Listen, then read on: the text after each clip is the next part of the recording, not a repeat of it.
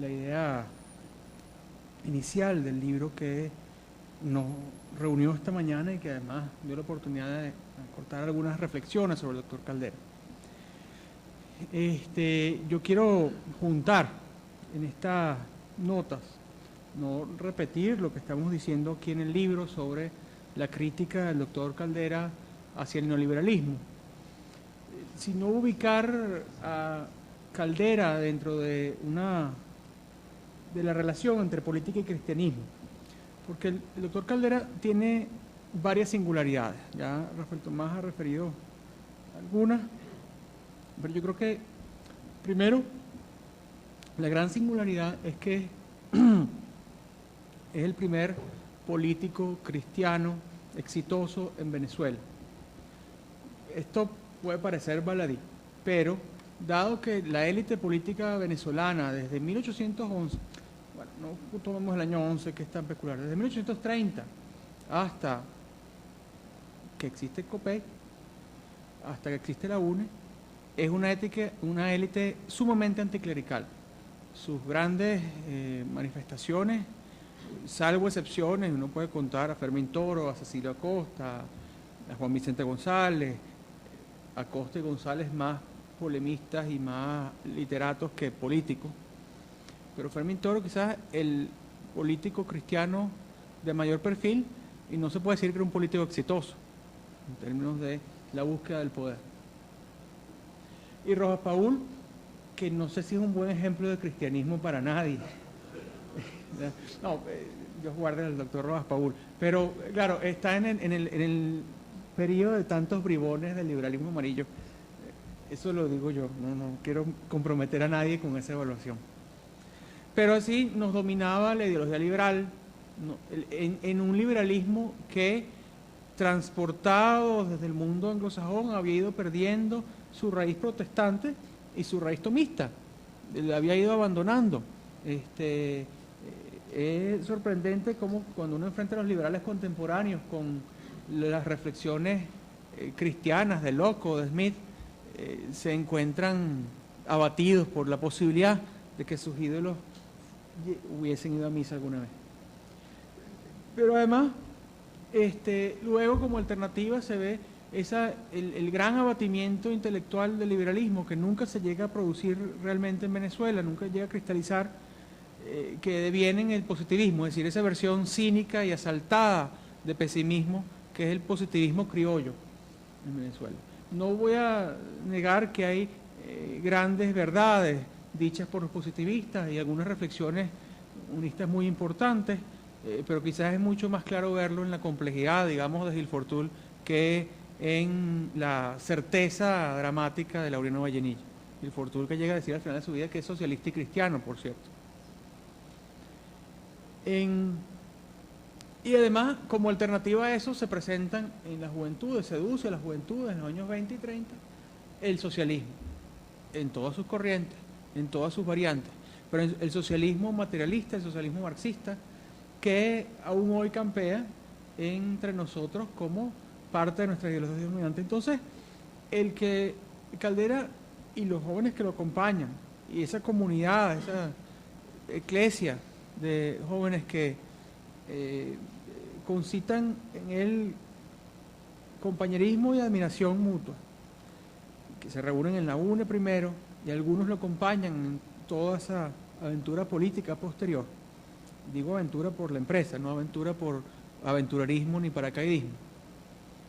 Es entonces el primer cristiano político exitoso en Venezuela, el primer político cristiano exitoso en Venezuela. Y con eso añado otro hito.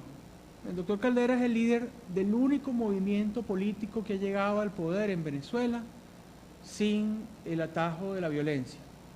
No hay otro. Los liberales llegan, por supuesto, por la guerra de independencia y por sus propias guerras entre ellos. Los positivistas, que no es que llegan al poder, sino que se alían al poder del gomecismo y se ven interpretados en él. No hay cosa más personificadora de la violencia en Venezuela que Gómez, que es ese superhombre, a decir de Vallenilla, que impone por la violencia el fin de la violencia. Y así toda la heredad posterior. Y los socialdemócratas y los socialistas, por supuesto, intentaron y llegaron con algún éxito al poder gracias a la violencia. ¿Qué sería Acción Democrática si no hubiera llegado al poder en el año 45? No lo sabemos. ¿Qué no es la historia del socialismo marxista venezolano sin la tragedia de la guerrilla? Todavía traumas que informan al... Sí, ok. Al propio ejercicio del poder actual. No, aunque el presidente Maduro no haya estado personalmente en la guerrilla, su visión del mundo es hija de esa violencia. Y no digamos el chavismo en general, cuyo debut en la vida política nacional es precisamente el intento violento de tomar el poder, que lo toma luego como bandera para llegar electoralmente.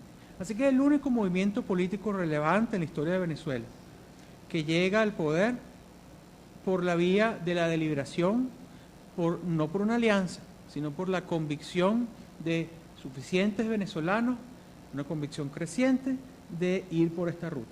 Así que ya ahí hay un éxito incomparable.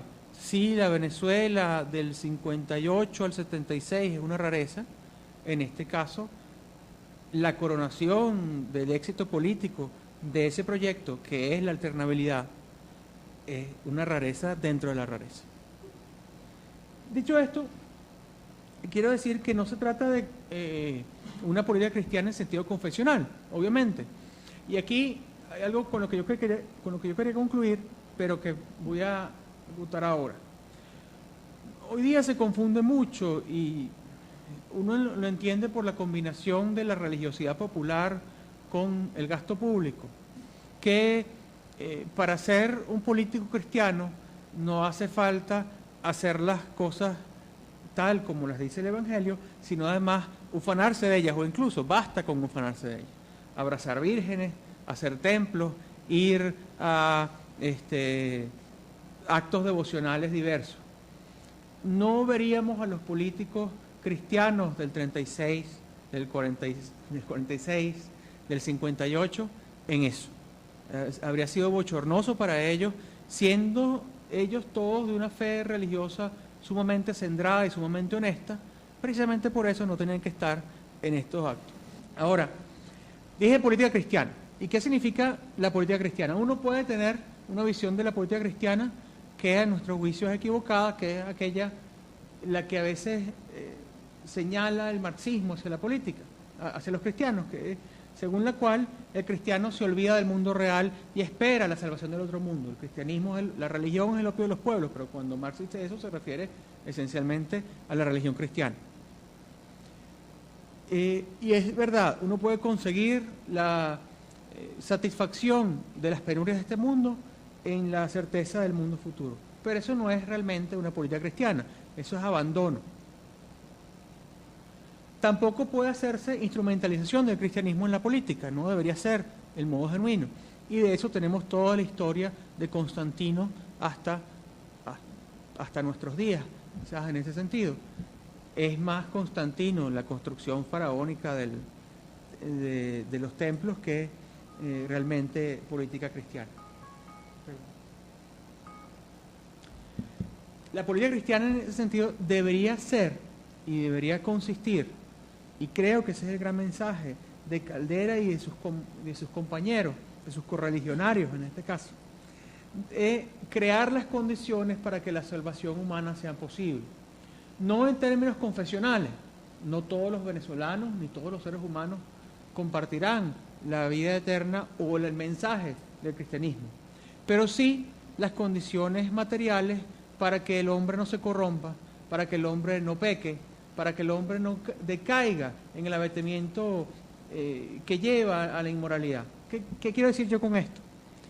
La gran causa de la destrucción moral del hombre son las desigualdades sociales, son las desigualdades materiales, y con esto no solo nos referimos a las desigualdades monetarias y económicas, las desigualdades en dignidad, las desigualdades ecológicas, las desigualdades de acceso a bienes y servicios, las desigualdades educativas, las desigualdades de género. Todas ellas generan de algún modo alguna sujeción, alguna cadena, algún despotismo. si no logramos superar esas desigualdades, y creo que en ese sentido el mensaje del Evangelio es precisamente dotar a los más débiles de una dignidad de la cual no tienen en un mundo injusto y competitivo, no podremos realmente hacer en esta tierra y menos en la futura, en el mundo futuro, una vida genuinamente libre, genuinamente liberada. Y eso se logra ¿cómo? Con dos palabras tan caras a la filosofía política católica como caras a el proyecto político de Punto Fijo: la armonía y la justicia. Y la armonía y la justicia tienen tres elementos: social, económico y político. En lo social, que no haya el dominio de una clase por otra. Es decir, que no se sustituya el despotismo de una clase, la clase pudiente, por el despotismo de otra, las clases menos pudientes. Que entonces exista una armonía entre ellas. La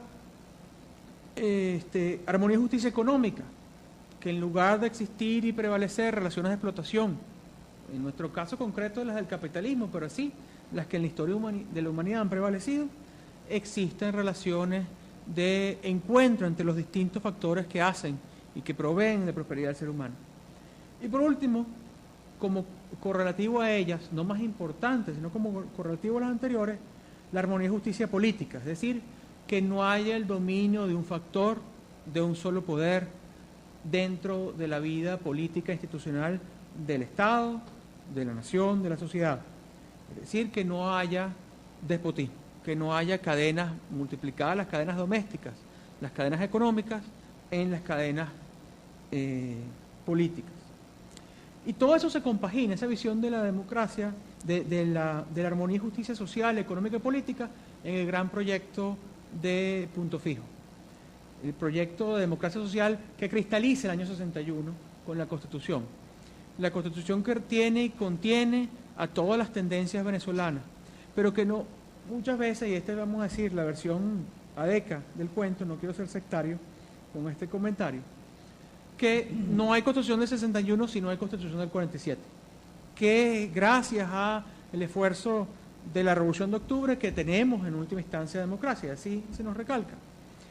Yo creo que en buena medida tenemos democracia a pesar de la Revolución de Octubre. No se puede olvidar que la Revolución de Octubre llegó y nos dio una dictadura de partido, una dictadura progresista, una dictadura modernizadora, una dictadura avanzada, ciertamente noble en sus intentos, como casi todo intento político cuando comienza, pero que en su sectarismo, en su tenacidad ofensiva, no concitó la armonía social, no concitó la armonía económica, no concitó la armonía política.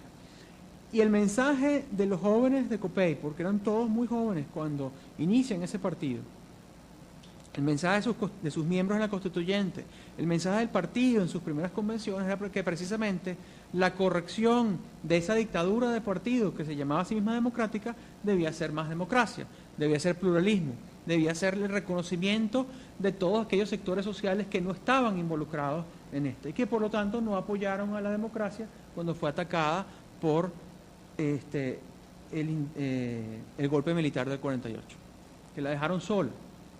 Se sorprenden los adecos cuando eso ocurre. No estaban claros en lo que estaba ocurriendo. Y aún en esa circunstancia no celebraron estos muchachos. Estos muchachos condenaron eso y de inmediato exigieron lo que se iba a lograr después, lo que se iba a lograr en el año 58, el llamado a elecciones plurales y libres, el llamado a una política unitaria y abierta, que cuadra en Punto Fijo y que se encuadra en ese intento de democracia social. Es importante plantearlo así porque esta generación, en la cual también, ya lo he dicho en otras ocasiones, pero lo repito acá, es de mucha más claridad a lo largo de su carrera el doctor Caldera que sus compañeros de declaración.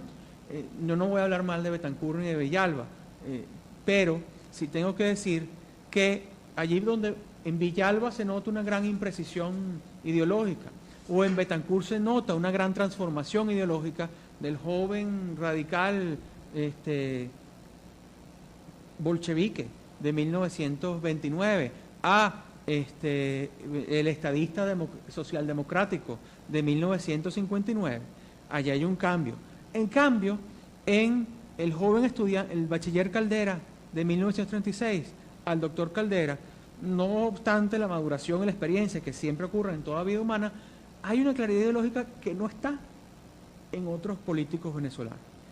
El mensaje está allí, al punto que él y sus correligionarios son los que siguen adelante con ese proyecto y van dejando atrás a aquellos que no estaban en el centro de esa posición. Los que se van de la UNE son los que se van porque Copey es demasiado liberal, demasiado democrático, porque ellos mismos son muy autoritarios. La claridad del centro, la claridad de Caldera, de Luis Herrera, de don Pedro del Corral, es en ese sentido meridiano. Y por eso hay que decir que el éxito y el modo en que la democracia venezolana pudo tener en su despliegue se deben esencialmente a la presencia moderadora de Copey y la ideología social cristiana, y en ello de Caldera, en este proyecto político. El acto voluntarista de forzar el fin del gomecismo, por supuesto, no se debe a ello. El acto dramático del cambio del medinismo a lo que viene después, no se debe a ello, pero nada estaba garantizado gracias a ese movimiento solo. Así que ese ingrediente esencial, esa fórmula última de la democracia, la contiene la democracia cristiana. En eso celebro mucho el libro que nos ha invitado a realizar el profesor Arraiz, porque engorda, no solo por su tamaño, sino por su calidad, la muy escasa bibliografía sobre no solo el doctor Caldera, sino la experiencia social cristiana en Venezuela, que es importante retomar. De Betancourt hay bibliotecas enteras, pero así también de otras tendencias, del marxismo, incluso en su tiempo fracasado, bibliotecas enteras. Y en este tiempo dominante, fárragos y fárragos de libros. ¿Cómo es posible que un movimiento que gobierna directamente 15 años, que gobierna contando con la coalición 5 años más, que además influye en la política nacional, en las políticas públicas, en la legislación venezolana durante 40 años, se puedan contar los libros con los dedos de las manos? Eso es inaudito. Entonces, yo celebro este hecho. Y concluyo con una reflexión para este tiempo. Sí, la democracia cristiana surge como una reacción del catolicismo ante la revolución industrial, y surge además en Europa como una reacción del catolicismo político perdido por el periodo de entreguerras ante los totalitarismos y el fracaso del fascismo, y ante la amenaza del marxismo en la Unión Soviética. Uno diría que como ese mundo es del pasado, no hay nada que hacer, no hay realmente que volver a las bases del cristianismo. Pero eso es incorrecto, no solo por el mensaje de nuestro pontífice, el Papa Francisco, no solo por el mensaje del cristianismo, sino por el mensaje moderador que implica la democracia cristiana. Estos días, tras la victoria de Donald Trump en los Estados Unidos, que si uno acota las advertencias de la reacción popular contra el neoliberalismo hechas por el doctor Caldera en los años 90, uno podría ponérselas de collar a la señora Clinton en estos días. ¿Por dónde pierde la señora Clinton y dónde gana el señor Trump? Allí donde la población se veía más menospreciada por el neoliberalismo. Ahí está el señor Trump negando el comercio internacional. Ahí está el señor Trump con su responsabilidad palmaria. Pero esa es una reacción que es hecha poder gracias a que durante años las élites de poder comerciales y financieras del mundo, entre ellos la señora Clinton, desmerecieron las advertencias sobre la inhumanidad de ese modelo. Ahí queda en Europa. En Europa ya no quedan grandes partidos demócratas cristianos, salvo la CDU, salvo los holandeses, los belgas. Y la socialdemocracia está completamente arrasada por el populismo de izquierdas y derechas. Entonces queda como faro, como posibilidad recóndita, estos días lo decía el New York Times, el faro de Occidente está en la señora Merkel. Yo no sé si la señora Merkel ha leído al doctor Caldera.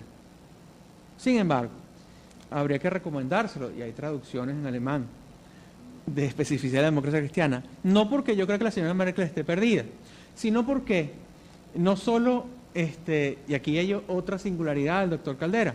El doctor Caldera, si siendo el único político cristiano exitoso en Venezuela, o el primero exitoso en Venezuela, es el único político venezolano, y eso no lo puede decir ningún otro, que es un hito dentro de su propia corriente intelectual y política.